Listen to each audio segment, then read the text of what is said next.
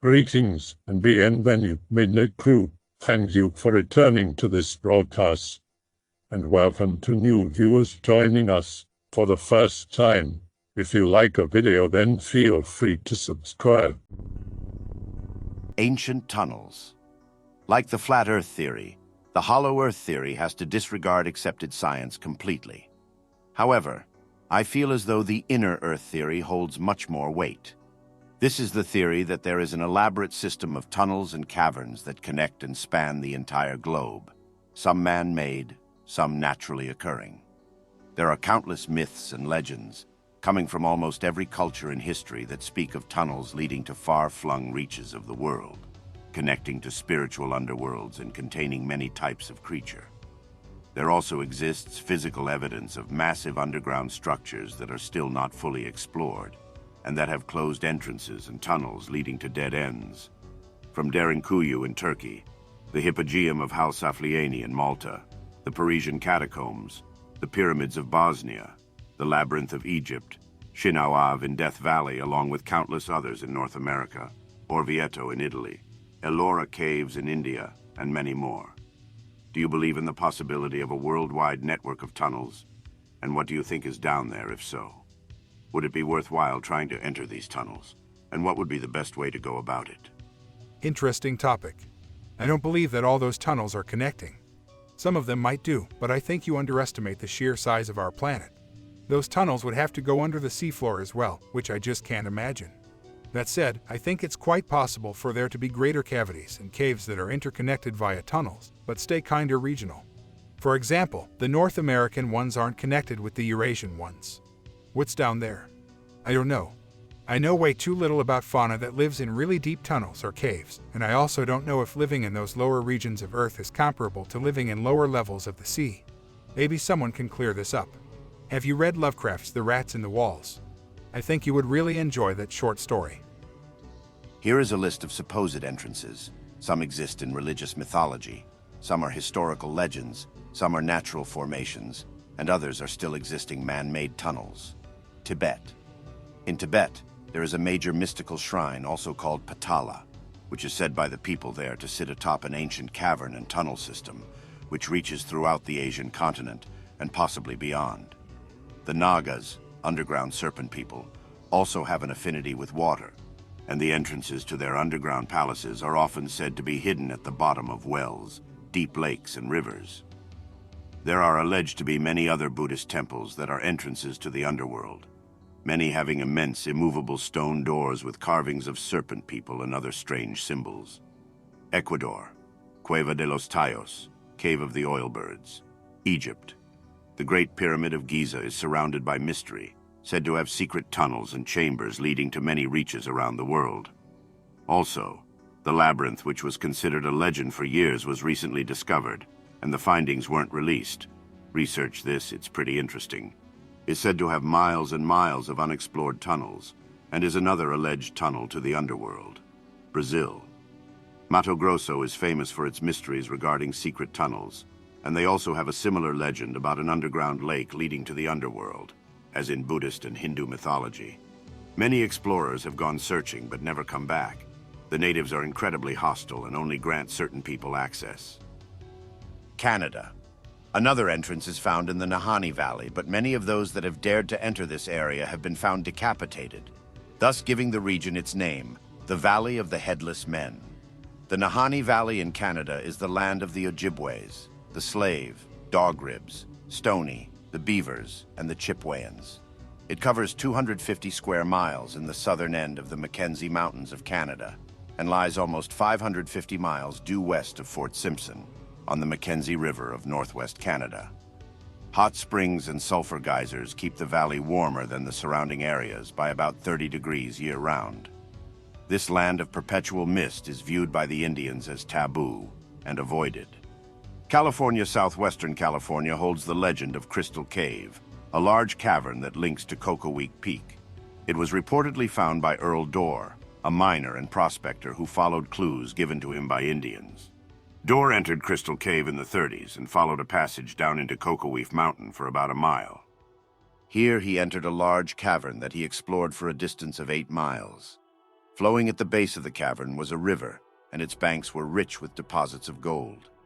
For reasons only known to Dor, he dynamited the entrance.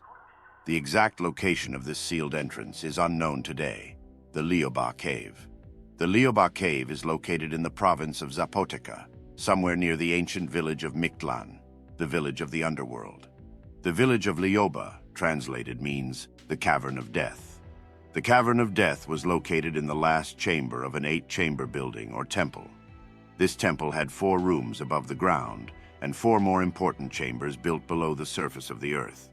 This building was located in Theozapotlan, and the tunnel entrance leads beneath the mountain. Catholic priests in an earlier period of time descended into the caves with lit torches. They discovered what seemed to be an endless passageway with bones strewn before them from others that had come before them. As they advanced into the mountain, they were assailed with the smell of putrid air and snakes. As they continued forth, a strong cold wind blew their torches out, leaving them in the dark and causing them to take flight hurriedly back out of the cave. In retreating from the cave, the priest claimed they heard ghastly noises coming from within. When they managed to finally exit, the priest declared the cave home of devils and ordered the entrance be forever sealed.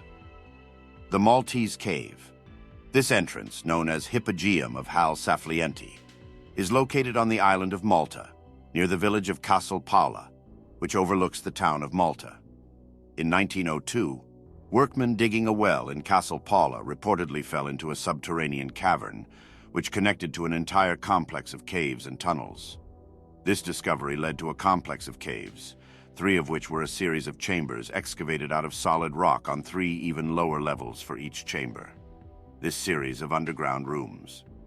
When first explored, they found over 30,000 skeletons of men, women, and children inside.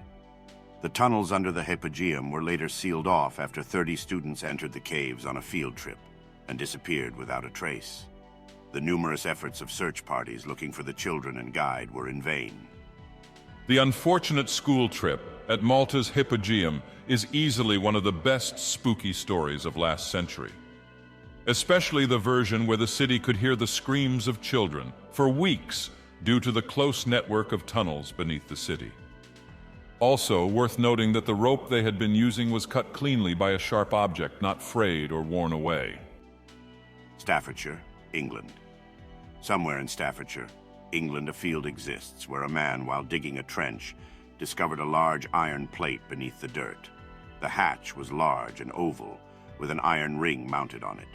This hatch covered an entrance leading into underground tunnels.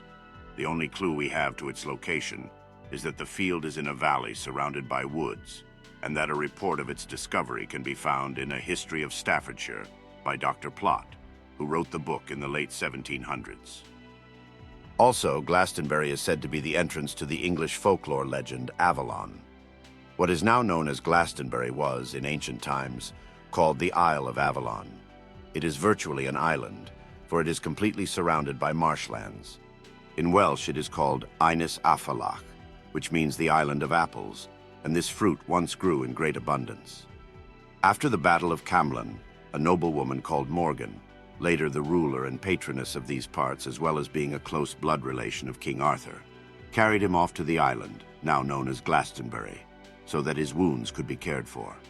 Years ago, the district had also been called Ynys Gutrin in Welsh, that is the island of glass, and from these words the invading Saxons later coined the place name Glastonbury. Glastonbury Tor, the large hill with a ruin on top, was also said to be the entrance to the underworld in Celtic legend, and was a sacred place that people didn't dare to go. There is also a well in Glastonbury called the Chalice Well that is one of the most ancient in Britain. It lies in the Vale of Avalon between the Tor and the Chalice Hill. It has never failed even during times of drought.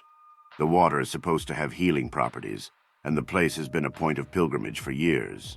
It has been in use for over 2,000 years. This one's really cool. The Dulce, New Mexico base. An underground military base laboratory in Dulce, New Mexico connects with the underground network of tunnels which honeycombs our planet. And the lower levels of this base are allegedly under the control of inner Earth beings or aliens. This base is connected to Los Alamos research facilities via an underground tube shuttle. Beginning in 1947, a road was built near the Dulce base, under the cover of a lumber company. The odd thing is, according to sources, no lumber was ever hauled, and the road was later destroyed. Navajo Dam is the Dulce base's main source of power, though a second source is in El Vado, which is also another entrance. This information should help you locate the underground complex, if of course you feel brave enough to venture onto the Dulce properties. Most of the lakes near Dulce were made via government grants for the Indians. The September 1983 issue of Omni has a color drawing of the Subterrene, the Los Alamos nuclear-powered tunnel machine that burrows through the rock, deep underground, by heating whatever stone it encounters into molten rock, which cools after the subterrane has moved on. The result is a tunnel with a smooth, glazing lining. Although evidence has been found of this machine, there are no signs of molten rock, and the concept ceased being used after 1983. There are over 100 secret exits near and around Dulce, many around Archuleta Mesa, others to the source around Dulce Lake and even as far east as Linje. Deep sections of the complex connect into natural cavern systems. Note, the elevators, lights, and doors at Dulce Base are all magnetically controlled. The area around Dulce has had a high number of reported animal mutilations. The researchers at Dulce Base have also abducted several people from Dulce's civilian population and implanted devices of various types in their heads and bodies. Note, Livermore Berkeley Labs began producing blood for the Dulce Base in the mid-1980s, and human and animal life have now slowed considerably. If interested, it may be worthwhile to check out Livermore Berkeley Labs. Delta Group, from the National Recon Group, is responsible for security of all alien-connected projects. The Delta symbol is a black triangle on a red background. Dulce Base's symbol is a delta, a triangle, with the Greek letter tau within it, and then the entire symbol is inverted, so the triangle points down, and the tau is also inverted. A very active UFO base exists beneath Mount Rainier. There are also said to be underground vaults containing records of the ancient Lemurians. The ice cap of Mount Rainier contains a maze of corridors and caves. In August of 1970, scientists climbed to the top of Mount Rainier and entered these caverns and tunnels. Evidence was found indicating that a small lake exists deep beneath the ice cap. It is possible that one could find a way to get beneath Mount Rainier through these tunnels. The Mount Lassen. Mount Lassen, Tehama County, California, is an entrance leading to a large underground city. Near the foot of Mount Lassen is a town called Manten. Ralph Fields Manten found this entrance and claims that it is on the side of the mountain, a little over 7,000 feet above sea level, and is near a rock outcropping, Death Valley, California. This entrance is supported by the local Indian legend, which speaks of a tunnel that runs beneath Death Valley Desert and the people that used to live in the Panamint Caverns. The entrance is in the Panamint Mountains, down on the lower edge of the range near Wingate Pass, in the bottom of an old abandoned shaft. These tunnels connect with the surface also through arched windows in the side of the mountain that look down on Death Valley. During ancient times, these windows were accessible by boat. The windows in the Death Valley side of the Panamint Mountains are about 4,500 to 5,000 feet above the bottom of Death Valley, and are across from Furnace Creek Ranch. From these openings, you can see the green of the ranch below you and Furnace Creek Wash across the valley. So, with high-powered binoculars or a telescope, you should be able to see the openings from the Furnace Creek Ranch, or Wash. You can drive down Emigrant Canyon towards Death Valley. You can then park beside the road between Furnace Creek Ranch and the salt bed. From here, the windows should be visible through binoculars. The Brown Mountain Entrance. Brown Mountain is in North Carolina, near Morganton. Morganton is about 15 miles north of an actual highway marker, which has been posted by the state providing any visitor the best view of Brown Mountain. Brown Mountain is an area in which many strange lights have been seen. Canadian UFO bases and the Great Lakes Triangle. Entrances at Lake Ontario may lead to underwater cities. The Toronto tunnels lead to a subterranean city, and Lake Ontario. Lights orange-colored spheres have been seen coming out of and diving into Lake Ontario. The area of highest activity is between Oakville and Toronto. There may be a connection to the Lakeview hydroelectric plant, as many of these UFOs have been seen heading in that direction. Toronto Entrance. There is a small opening to the underground tunnels off Parliament Street in downtown Toronto. The entrance is between two apartment buildings and leads to the tunnels via the sewers. The underground city beneath Toronto has its center beneath Gerrard Street and Church Street. Above this area, strange magnetic effects have been observed. It has been noted that this corner of Gerrard and Church Streets seems to have a higher accident rate than anywhere else in Toronto. It is also believed that underground equipment utilizing powerful magnetic fields are responsible for the bizarre equipment failures that often are the cause of these accidents. These tunnels are known by the local Indians and can be found in their legends. After an iron mine in Newfoundland province had been dug deeper than any other, strange things began occurring and the mine had to be shut down. It is now condemned and off-limits, which the police strictly enforce. The mining town is located near the Newfoundland-Quebec border. Sneaking in late at night seems to be the only way to gain entrance.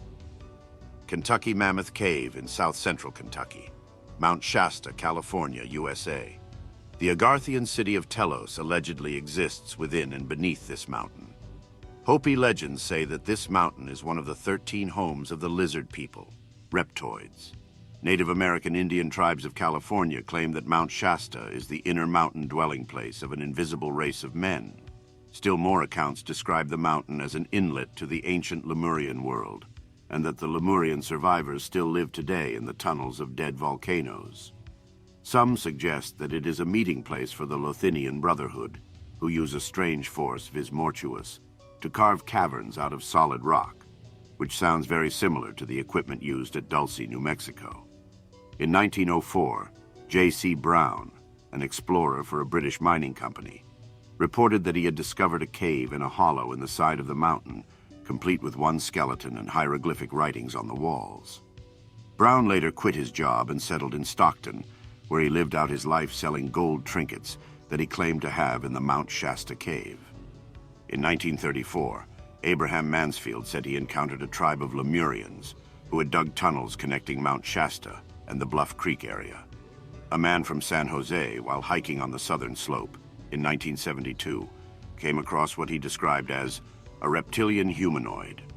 Other visitors to the mountain have reported seeing various subhuman cultures, including dwarfs, Bigfoot or Yeti-type creatures, and giants dressed in white robes. On August 16, 1987, believing the mountain to be one of the 7 major planetary chakras of spiritual tuning forks, thousands came together as part of an international harmonic convergence designed to bring peace to the whole world. White Sands Missile Base. Rumored to have an underground complex and tunnels is in the area around the White Sands Missile Range in New Mexico. This area is reported to have been the secret headquarters of the great Apache chief Victorio, and is named after him, Victoria Peak. From what I understand, the Army bulldozed the peak out and placed a steel door over the entrance to the mountain passageways. I don't know if this was to keep people from going inside, or if it was to keep someone or something inside from coming out. Maybe it was a little of both. Hardscrabble and Geronimo Peak are also honeycombed with tunnels, caves, and secret entrances. The Hardscrabble entrance leads down a flight of steps to an underground river. Mongolia. The underground city of Xinhua exists beneath the border of Mongolia and China, Rama, India. Beneath this surface city lies Rama, a long-lost subterranean city, Benares, India. While the entrance to Bhogavati is somewhere in the Himalayas, it has been asserted that Patala can be entered through the well of Sheshna in Benares, India. According to herpetologist and author Sherman A. Minton, as stated in his book, Venomous Reptiles, this entrance is very real, with 40 steps which descend into a circular depression, to terminate at a closed stone door which is covered in bas-relief cobras, very similar to the Tibetan temples, King Solomon's mines, Darrow Caves, Superstition Mountains, Arizona. Another area to be investigated is the Superstition Mountains in Arizona. Geronimo would be seen walking into the face of the mountain, disappearing and then reappearing in New Mexico. The soldiers who were hell-bent on capturing the elusive Apache chief were mystified as to how he was able to escape the human net surrounding him and his band. The tunnel systems of the Superstitions are dangerous, though, and are rumored to be inhabited by reptilian-type creatures and supernatural forces. Those that claim to have penetrated the tunnel tell of the remains of ancient structures, and a spiral staircase that leads forever down into the bowels of Earth. The main entrance to the Superstition tunnel system links to numerous tunnel passageways which spider web out as far as Central America. 4 corners in southwestern USA, Turkey. In Turkey, the discovery of a massive underground city at Derinkuyu revealed a stunning complexity of deep passageways, constructed on at least 10 separate levels. Some estimates believe there was adequate living space for at least 20,000 people. Precisely what purpose this city served or when it was constructed is hard to determine. Kind of a disorganized list. Some have hardly any information and others have quite a lot. Hi guys. Scott here. First time posting on /x/ came here on the off chance and this looks like a thread I can actually post some info in. I live on the Isle of Mull and we have a lot of Neolithic and Celtic stones, buildings and worship sites, like most of Britain. My town, Bunessan, has a lot of Neolithic barrows just outside the village. My grandfather, in his youth, would often play in and around them with friends. It's known, you can probably Google Isle of Mull Tunnels, that we have these tunnels that run under the isles. My grandfather, being a kid, would also play in these. He told me, mainly because I used to play around them, I never saw anything and never went too deep as a kid as I was scared for obvious reasons. I feel compelled to go now though, that once when playing exploring in them he would hear footsteps deeper in the passages and yells and squawks that didn't sound like Scott or English men yelling. The walls had lots of hieroglyphic type things, could have just been whatever the Neolithic Britons wrote in. Apparently one time one of his friends shouted when he heard the strange noises and they heard the footsteps bolt towards them. Fortunately they were not too deep and managed to get out all right. Sorry it's not the most exciting story and it may be written all over the place. It's 1:30 in the morning and I'm tired, but this thread reminded me of it. Hope it was of some interest and maybe you can find some info of British and Scottish tunnels that you find interesting. Pick is not one of ours, just a nice looking one from South England. A smuggler's tunnel is said to run from Smuggler's farm in MITZU, Sussex to the Pevensey Marshes, a good distance away. A whole network of secret Knights Templar tunnels is said to run beneath Hertford Castle, running to Dinsley and other local places. A secret tunnel exists at Pevensey Castle in East Sussex, although not open for public access. It links the keep with the former Market Square and is thought to be Norman in origin. It was reused during the Second World War. Another widely believed legend is that of a long-distance tunnel leading from the crypt of the Lady or Galilee Chapel, under the River Brue to a distant point, possibly to the village of Street, where a passage exists from an outlying building in the grounds of the old manor house. A dog is said to have been put into the tunnel at Street and found his way out at the Glastonbury end. The tunnel is said to run from King's College Chapel to Grantchester Manor, Cambridge, passing under the River Cam. Evidence of tunnels has recently been found beneath St. Luke's, Leek's Old Church, reinforcing legends of a lay tunnel running from the church to Dealacres Abbey. The tunnel is said to run from Newbury Town Hall to St. Nicholas Church. This belief may have started because there are east-west flowing brick Victorian service tunnels running from roughly the Newbury Arcade towards this church. These were exposed to the public's gaze during construction work. The tunnel is also said to run from Newbury Castle, 400 feet above sea level, in Shaw House, 260 feet, thus 140 feet below it. The point of entry is said to be a hollow space now blocked in the southeast angle of the enclosure. In 1930, workmen investigated the legend by excavating the entrance, but found nothing. Great thread OP, thank you so much for starting it the way you did, because every time I have seen the subject of the hollow earth being brought up it gets blown out by science friends, which is a damn shame because it really is an interesting topic with many interconnected branches that link to other legends and is worthy of real discussion for those interested. It's one of my favorites. Some more stuff to research. The Shaver Mysteries. He achieved notoriety in the years following World War II as the author of controversial stories which were printed in science fiction magazines, primarily Amazing Stories, in which he claimed that he had had personal experience of a sinister, ancient civilization that harbored fantastic technology and caverns under the earth. The controversy stemmed from the claim by Shaver and his editor and publisher Ray Palmer that Shaver's writings, while presented in the guise of fiction, were fundamentally true. Shaver's stories were promoted by Ray Palmer as the Shaver Mystery. During the last decades of his life, Shaver devoted himself to rock books. stones that he believed had been created by the advanced ancient races and embedded with legible pictures and texts. He produced paintings based on the rock images and photographed the rock books extensively, as well as writing about them. Posthumously, Shaver has gained a reputation as an artist, and his paintings and photos have been exhibited in Los Angeles, New York, and elsewhere. I hope that you enjoyed tonight's broadcast. If you enjoyed tonight's story, then please subscribe to the channel, as more green texts will appear daily. A new broadcast will appear when the clock strikes midnight Central Time.